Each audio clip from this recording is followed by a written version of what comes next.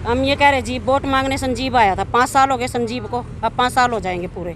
5 साल के दौरान उसने कुछ भी नहीं किया मेरे गांव के लिए, कुछ भी, कोई भी संविधान नहीं होया अब तक भी। तो आगे से रिक्वेस्ट है, कभी भी कोई हमारे गांव में कोई वोट मांगने ना आए। हम इस समय की लाइव तस्वीरें आपको जिला यमुनानगर के वार्ड नंबर 12 ताजकपुर गांव से दिखा रहे हैं। खस्ता हालत सड़कें सरकार द्वारा किए गए विकास कार्यों की पोल खोल रही हैं। देखकर लगता ही नहीं कि यहां पर किसी भी प्रकार का कोई विकास कार्य हुआ हो। सड़कों की हालत पर अगर नज़र डाली जाए तो यहां सड़क कम और गड्ढे ज़्यादा दिखाई दे रहे हैं। स्थानीय निवासी हरियाणा सरकार के आगे लंबे अरसे से गुहार लगाते लगाते थक चुके हैं, लेकिन आज तक मिला भी तो क्या, केवल आश्वासन। वार्ड नंबर 12 के स्थानीय लोगों का कहना है कि हरियाणा सरकार को जनता टैक्स पे करती है, लेकिन टैक्स देने के बावजूद भी क्यों इन्हें उन सुविधाओं से वंचित रखा जाता है जिनके ये हकदार हैं। तस्वीरें आप लोग देख सकते हैं कि अभी सावन शुरू भी नहीं हुआ कि अभी से ही वार्डवासी किस तरह की समस्याओं से लगातार जूझ रहे हैं। जलभराव की समस्या देखकर आप लोग अंदाज़ा लगा सकते हैं कि अक्सर लोग इसी सड़क से गुजरते हैं और यमुनानगर की ओर जाने वाली ये सड़क है। तस्वीरें आप लोग देख। नमस्कार, मैं मनदीप कौर और आप देख रहे हैं यमुनानगर सिटी न्यूज़। इस समय की तस्वीरें आपको जिला यमुनानगर के वार्ड नंबर 12 ताजकपुर गांव से दिखा रहे हैं। विकास कार्यों की तस्वीर देखकर आप लोग अंदाजा लगा सकते हैं कि यहाँ पर हरियाणा सरकार के द्वारा क्या कुछ विकास कार्य किया गया है। विकास कार्यों की ये तस्वीर जो है हरियाणा सरकार दिखाई दे रही है। इस सरकार से पहले बहुत सी सरकारें आई, लेकिन आज तक ये जो गांव है, ये जो एरिया है, वार्ड नंबर 12 जो है, हमेशा से पिछड़ा रहा है। लोग परेशान हो चुके हैं और परेशानियों से जूझकर पार्षद से लेकर विधायक तक जा चुके हैं, लेकिन इनकी चप्पलें घिस चुकी हैं। आज तक इन लोगों को कभी भी आश्वासन के सिवा कुछ नहीं मिला। खस्ता हालातों की तस्वीर दिखा रहे हैं। हालात जो है बद से बदतर हो चुके हैं। आपको ये भी बताना, मेरी बड़ी बीच वाली लड़की, औरों से भी जान लेते हैं कि क्या कुछ इनकी समस्याएं। हाँ जी, क्या नाम है आपका? संतोष। संतोष जी, क्या कुछ कहना चाहेंगी? क्या क्या समस्याएं हैं यहाँ? समस्या, सबसे बड़ी समस्या तो रास्ते की है। हमारे इस सड़क पे 2 स्कूल है सरकारी, नहीं तो पानसरा जा सकते हैं स्कूल में, नहीं ताजकपुर में आ सकते हो बच्चे शंभू कॉलोनी से। जो आते हैं तो गिरते पड़ जाते हैं, बैग भीग जाते हैं उनके। रास्ता, शादी करनी पड़ जाए कहाँ जाएं, शादी करने, दवाई लेने जाना पड़ जाए, बीमार हो जाए कहाँ जाएं। 2 रास्ते हैं गांव के, दोनों बंद पड़े। गोड्डा गोड्डा पानी में कैसे जाएं? बीमार तो हर इंसान होता है, कोई ऐसा नहीं है जो बिना दवाई खाए चल रहा है। बता कैसे जाएं? कभी भी इस रास्ते का कभी भी संविधान नहीं हुआ, कभी भी। तो आप देख सकते हैं महिलाएं जो है किस तरह से परेशान हैं। लोगों से बातचीत के दौरान एक और बात सामने आई है कि जो इस गांव की लड़कियां हैं, जो कुंवारी लड़कियां हैं, उनके रिश्ते जो हैं इन सड़कों को देखते हुए जो है इनकार कर दिए जाते हैं, क्योंकि ऐसे गंदे रास्तों पर कौन जो है रिश्ते लेने के लिए आएगा। तो तस्वीरें देख सकते हैं कि हरियाणा सरकार को जनता जो है टैक्स पे करती है, लेकिन टैक्स पे करने के बावजूद इन्हें जो सुविधाएं मिलनी चाहिए उन सुविधाओं से इन्हें जो है वंचित रखा जा रहा है। आखिरकार इनका क्या दोष है, किस चीज़ की इन्हें सजा मिल रही है? इन लोगों का हक नहीं है कि हम भी आम जन की तरह, आम लोगों की तरह एक अच्छा जीवन जिएं? आप देख सकते हैं कि किस तरह से यहाँ पर रास्तों के हालात जो है खस्ता हो चुके हैं। आज तक इस सड़क का जो है कभी भी विकास नहीं हुआ। मानसून शुरू होने वाला है, लेकिन मानसून से पहले दूसरी बरसात ने जो है जिला यमुनानगर में दस्तक दी है और इसी दस्तक के चलते आप देख सकते हैं लोग इसी रास्ते से गुजरने के लिए किस तरह से मजबूर हैं। लोग परेशान हो चुके हैं। आज तक इन लोगों की किसी भी समस्या का समाधान नहीं हुआ। पहले भी बहुत सी सरकारें आई हैं, लेकिन आज तक ये जो एरिया है, ये जो जगह है, इस समय हम जहां खड़े हैं ताजकपुर गांव में, ये पिछड़ा रहा है। और महिलाओं से भी जान लेते हैं और क्या कुछ इनका कहना है। हाँ जी, क्या नाम है आपका? मेरा नाम मंजू है। मंजू, क्या कुछ कहना चाहेंगी? कब से रह रही हैं इस गांव में? मैं इस गांव में 15 साल से रह रही हूँ और 15 साल से ही इतनी गंदी कंडीशन है जी, यहाँ से छोड़ के जाने का मन करता है, क्योंकि यहाँ पे कभी भी कुछ भी अच्छा हुआ ही नहीं। गाँव के लोग समझदार हैं, पढ़े लिखे हैं, कार्रवाई भी की उन्होंने, पर आश्वासन के सिवा कुछ नहीं मिला। ठीक है, ये टैक्स देते हैं किस लिए? जबकि मकान हमारा, घर हमारा, जगह हमारी, टैक्स किस लिए? रोड के लिए टैक्स देते हैं। फिर भी रोड कहाँ है? ये है गंदा। और सरकार से मैं पूछना चाहती हूँ, उन्होंने बोल रखा है कि औरतों के लिए हमने ये कर दिया, वो कर दिया। मेरे गांव में तो ये कर रखा है मैडम, देख लो, आप देख सकते हो कितना गंदा मेरा ये जो एरिया है, आप देख ही सकते हो। तो अंजू जी, आपके जो वार्ड के जो पार्षद है वो भी कहीं ना कहीं बीजेपी से हैं, संजीव जी। हाँ और जी, हरियाणा सरकार हमेशा दावा करती है स्वच्छ भारत अभियान का, सबका साथ सबका विकास। हाँ जी, क्या तो कुछ कहाँ है कहना मैडम? चाहेंगे यहाँ पर? तो कहाँ पे है ये? मैं वही देखना चाहती हूँ जी, मैं यही पूछना चाहती हूँ उन सबसे कि वो सफाई अभियान कहाँ पे चल रहा है, क्योंकि मेरे गांव के आसपास आपने दोनों रास्ते देख चुके हो आप, उधर भी और ये भी। स्कूल के बच्चे कहाँ से जाएंगे, छोटे छोटे बच्चे हैं, वो कैसे जाएंगे? चलो लोग दिहाड़ी कर रहे, कैसे कर रहे, वो जैसे भी जा रहे एडजस्ट कर ले। क्या अगर एक बार घर से बच्चा निकल गया और रास्ते में गिर गया, टीचर उसको बिठाएगा? नहीं बिठाएगा, बिठाता नहीं उसको, क्योंकि उसको पता है कि ये गंदा बच्चा है और दूसरों को भी गंदा करेगा। तो विकास कहाँ हो रहा है? हाँ जी, क्या कुछ कहना चाहेंगे? हम ये कह रहे जी, वोट मांगने संजीव आया था, 5 साल हो गए संजीव को, अब 5 साल हो जाएंगे पूरे। 5 साल के दौरान उसने कुछ भी नहीं किया मेरे गांव के लिए, कुछ भी, कोई भी संविधान नहीं हुआ अब तक भी।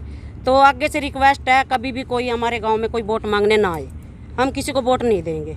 जब हमारा कोई हल नहीं होता, हम वोट किस लिए देते हैं? जब कोई गांव में पंच बनाया जाता है, कुछ भी बनाया जाता है। हाँ जी, क्या जो आएंगे धक्के मार के काटेंगे, निकालने पड़ेंगे यहाँ से। जो कोई वोट लेने आएगा धक्के मार के काटेंगे। कोई भी बनाएगा हम तो हो धक्के सकता है मार आने वाले समय में इलेक्शनों में आपसे और भी ज्यादा अच्छे वादे किए जाएं, तब आप लोगों का डिसीजन पलट जाएगा।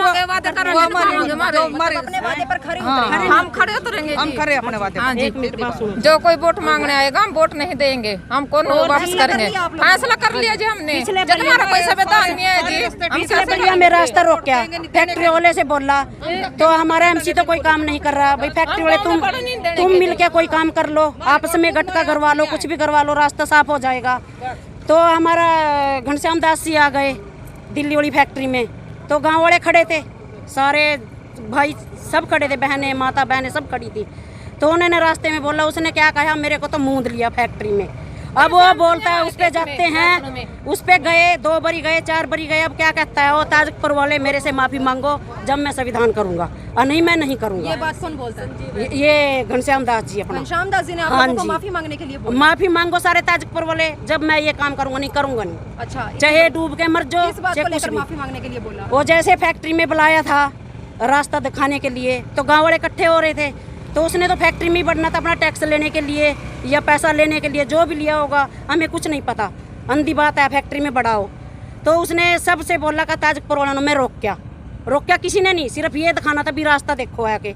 उसने अब ये बात कह रहा है, जब भी जाते हैं उसके पास भी माफी मांगो ताजपुर वाले आके, जब संविधान होगा ताजपुर का। चलिए, पुरुषों से ये भी एक बार जान लेते हैं, पुरुष भी हमारे चैनल पर ही हमारे साथ जुड़े हैं।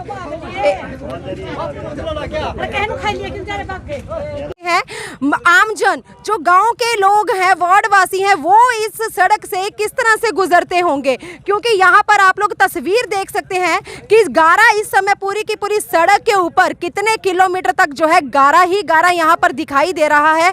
और स्कूल जाने वाले जितने भी बच्चे हैं वो हर रोज इसी सड़क से होकर गुजरते हैं। आगे के लिए अगर बच्चों के साथ भी कोई दुर्घटना हो जाती है तो इसका जिम्मेवार कौन होगा? एक बार जो ट्रॉली वाले भैया हैं उनसे भी बातचीत कर लेते हैं, डेली वो यहाँ से गुजरते हैं। तो सर क्या कुछ कहना चाहेंगे, क्या कुछ कहना चाहेंगे? कहूँगा जी, रोज धस रहे हम यहाँ और कोई समाधान नहीं हो रहा, प्रशासन हमारा सोया हुआ है। कल भी हम धस गए थे, परसों भी जब से बरसात हो रही है, हम दिक्कत में ही चल रहे हैं। यहाँ से इस रोड से आपका डेली गुजरना है? डेली गुजरना है जी हमारा। तो क्या डेली ऐसे ही? डेली ऐसे हो रहा जी, आप रोड की स्थिति देखो सारी, यहाँ से वहाँ तक हम रोज परेशान हो रहे हैं। भैया इसी वार्ड के रहने वाले हैं? हाँ जी, यहीं के हैं जी। तो कहीं शिकायत नहीं की आप लोगों ने? शिकायत करे जी हम, ये गांव वाले भी इकट्ठे हो गए वहाँ, कोई फायदा नहीं हुआ जी। आज कह दे,